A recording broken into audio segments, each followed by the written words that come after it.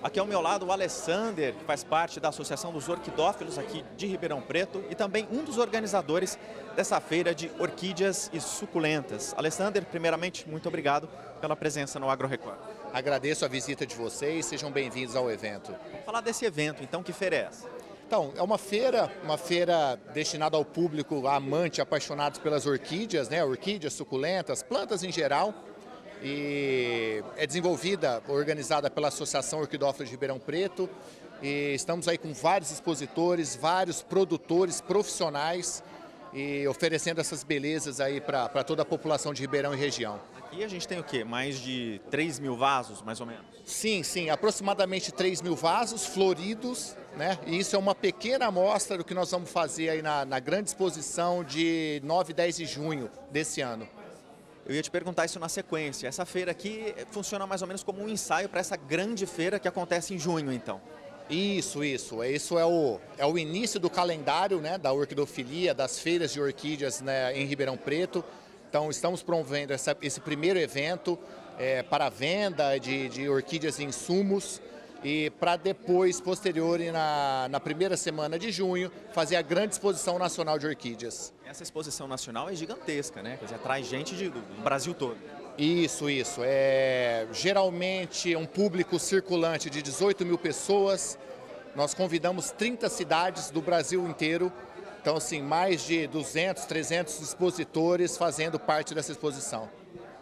Alessander, a gente tem aí vários mitos e verdades sobre as orquídeas, né? Que são uma paixão nacional. Quais são os principais mitos acerca dessa planta?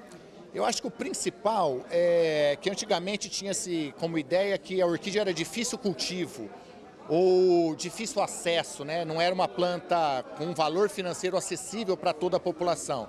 E hoje a gente tem isso como mito.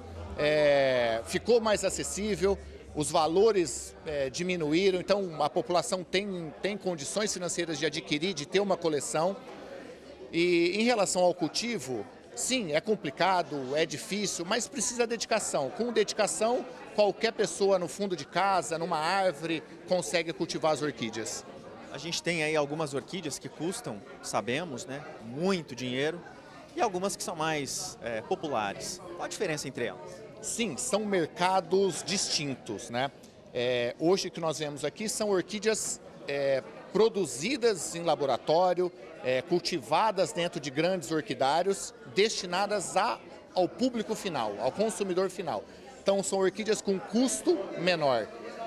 Já as orquídeas de exposição são plantas geneticamente modificadas, geneticamente melhoradas. Então essas plantas têm um preço absurdo, um preço, sim, sem estimativa no momento. A gente tem aí orquídeas com aroma de chocolate, né? Orquídeas com cores extremamente diferentes. Essas orquídeas geralmente custam um pouquinho mais.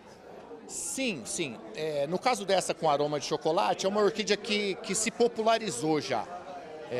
Já se popularizou, feita em laboratório, então a gente consegue fazer modificações para ela durar mais tempo, aberta, florida, os perfumes, os aromas melhorar, mudar, fazer uma diversidade de cores melhores. Então é isso, essa é a produção, esse é o objetivo da orquidofilia.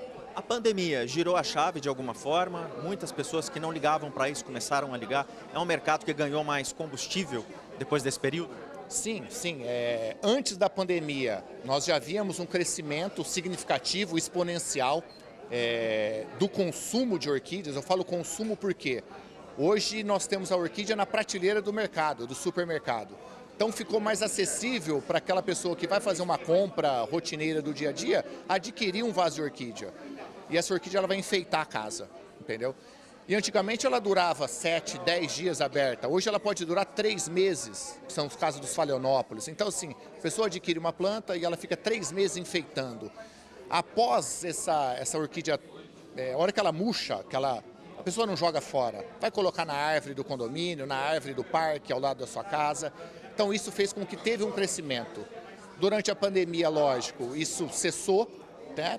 As vendas diminuíram drasticamente, mas a gente vê num pós-pandemia um crescimento absurdo. Porque as pessoas se sentem bem, é uma terapia, é um hobby você ter a planta dentro de casa. Tem aquela história também de que orquídea precisa de água, precisa de luz natural, né? E que algumas pessoas contestam aí essas informações, dependendo da orquídea e tal. Mas é isso mesmo. Mas a água tem que ser bem dosada, a luz também, tem que ter um ambiente controlado para ter uma orquídea em casa. Isso, tudo com moderação. A gente não pode ter muito sol, nem muita água, entendeu? Então tem que ter um ambiente controlado. Sempre quando você vai colocar ela, nunca colocar a orquídea num sol exposto direto, né? Tem que ter um sombrite, uma meia sombra. E água moderadamente. O substrato não pode estar muito encharcado, senão vai apodrecer as raízes. Então, assim, é o equilíbrio. Por que a orquídea desperta tanta paixão? Eu acho, assim, que é a beleza das cores, a diversidade, né? São milhares de espécies, cores diferentes, micro-orquídeas, orquídeas grandes, com flores gigantescas. Então, eu acho que é isso, é o fascínio da cor, do aroma e a diversidade das espécies. Alessander, muito obrigado pela entrevista aqui no Agro Record, sucesso nas feiras e principalmente nessa principal aí de junho, né, que é a maior de todas. E muita orquídea para todo mundo, muita beleza, né, para todo mundo.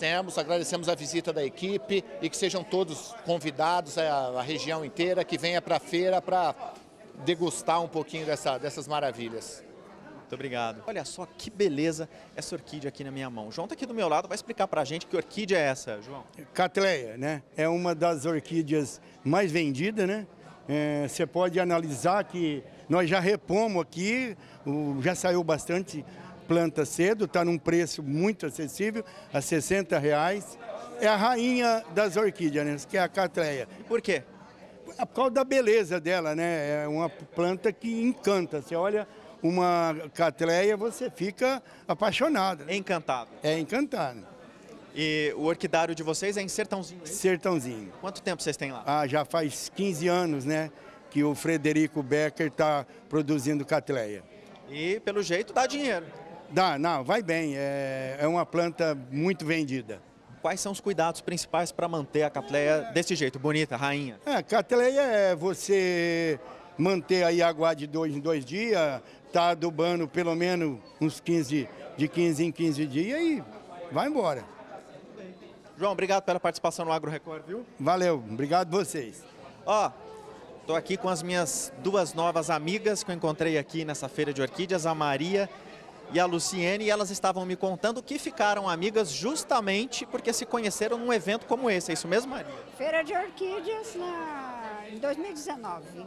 E ficaram amigas inseparáveis. Muito, graças a Deus. Ótimas. Ou seja, a orquídea floresce e a amizade floresceu junto. Muito. Maravilhoso. E aí você estava me contando também que tem aí 60 orquídeas mais ou menos em casa. Mas eu gosto muito também das nativas. Sim. As pequenininhas. Qualquer dia nós vamos lá para conhecer. Tá bom. Pode ser? Pode ser. Luciene, me conta qual orquídea que você está levando hoje para cá. Hoje eu estou levando uma Cattleya, né, que eu gosto muito, ela gosta das pequenininhas, eu gosto das maiores, eu gosto também da Wanda, né, muito bonita. E o que eu acho legal é que as orquídeas, igual no caso dela, ela fala que acalma, né? Acalma, eu chego lá, ela fala, o que mais me deixa calma são as orquídeas. E essa amizade que a gente fez hoje, a gente frequenta a casa uma da outra, a gente, né, sempre todas as feiras agora a gente está junta, e foi muito legal.